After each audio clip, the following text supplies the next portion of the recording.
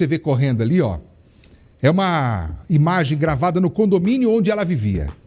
A menina de apenas 13 anos foi morta dentro de casa por um amigo, que seria um rapaz que o pai dela conheceu em um bar e que convidou para ir na casa dele participar de um churrasco. O crime, olha, esse é o pai de camiseta amarela e o de camiseta azul é o amigo. Esse carro foi o carro usado pelo amigo para poder ir embora do condomínio. Caso que aconteceu em Fazenda Rio Grande.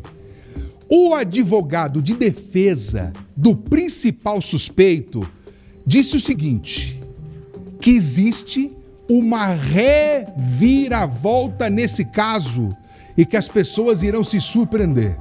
É o que a gente vai saber agora na reportagem. O lugar que deveria ser de segurança e proteção virou o local do crime. Moniele Santana Ribeiro, de 13 anos, foi morta dentro de casa. O suspeito é o amigo do pai. Dia 28 de julho, Fazenda Rio Grande, região metropolitana de Curitiba.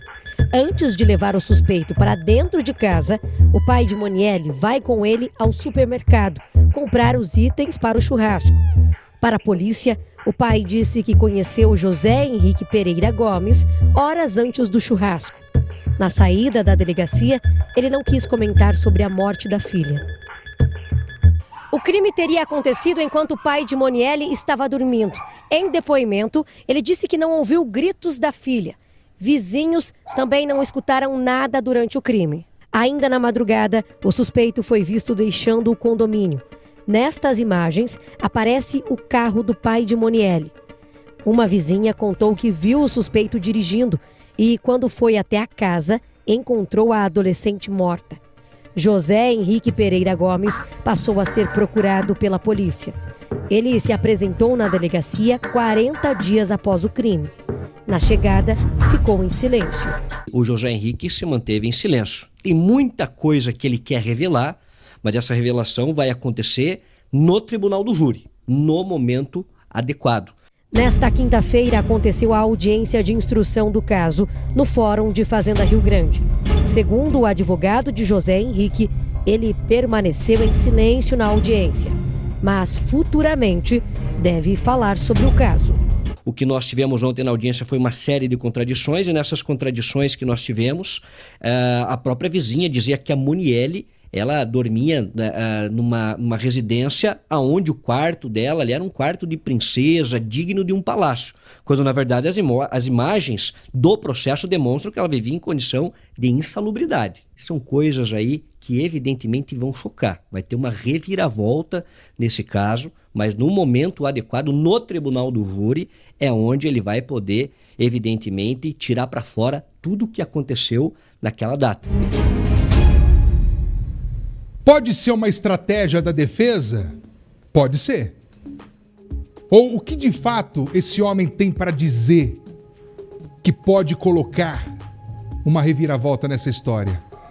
Eu tenho aqui as minhas suposições, como quem está em casa assistindo também tem as suas suposições.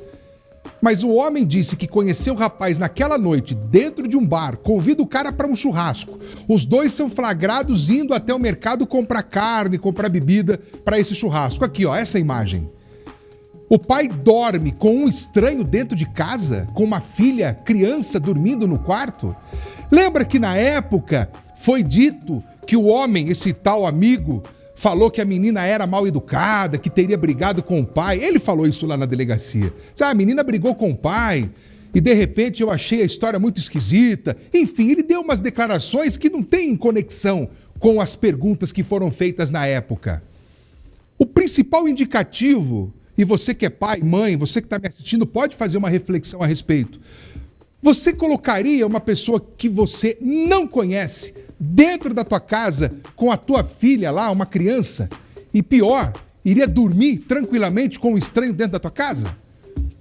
Eu acredito que tem mais mesmo nessa história. A gente não, como jornalista, a nossa função aqui não é opinar, é informar você.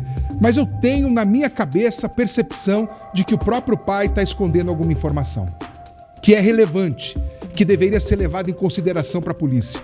A menina, segundo uma própria amiga disse, estava insatisfeita ali dentro de casa.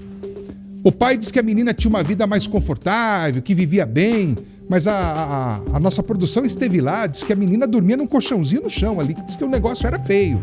Mas também não estamos aqui para debater essa questão. Mas é algo que deve ser levado em consideração. Por que mentir? Por que omitir essas informações? Agora, o que o José Henrique Pereira, que é o principal suspeito, está escondendo?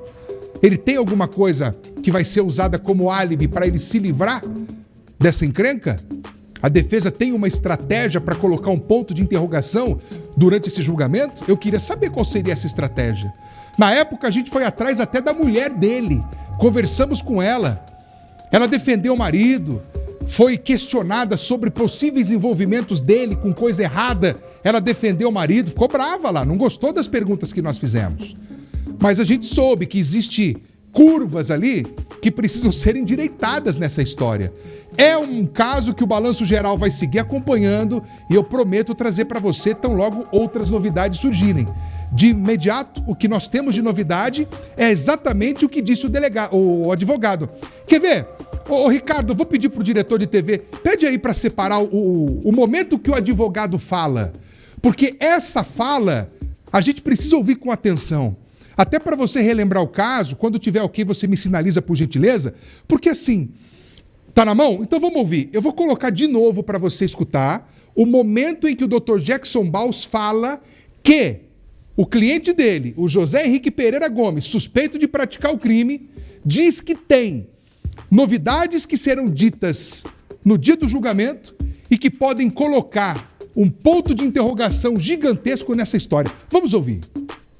O José Henrique se manteve em silêncio. Tem muita coisa que ele quer revelar, mas essa revelação vai acontecer no tribunal do júri, no momento adequado.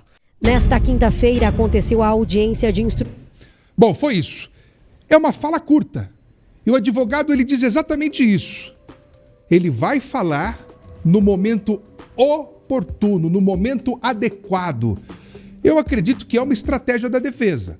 Por que ele permaneceria calado o tempo todo se ele tem algo para poder falar ali para a autoridade policial durante o desenrolar dessa história? Poderia ter falado. É uma carta na manga que a defesa tem para poder, talvez, tirar ele da responsabilidade do crime que aconteceu, porque ele é o principal suspeito de ter usado uma arma para poder, desculpa a palavra, mas eu tenho que dizer, ele cortou o pescoço da menina fora. Uma menina de 13 anos que estava dormindo dentro da casa onde vivia com o pai. O pai e a mãe da Monielle são separados. E ela teria escolhido passar um período de férias na casa do pai, mas não voltou para a casa da mãe. De um lado dessa história, existe pessoas dizendo que ela escolheu. Outras pessoas disseram que o pai é que não queria deixar a menina sair. Então a gente vai continuar acompanhando esse caso para trazer tudo atualizado para você.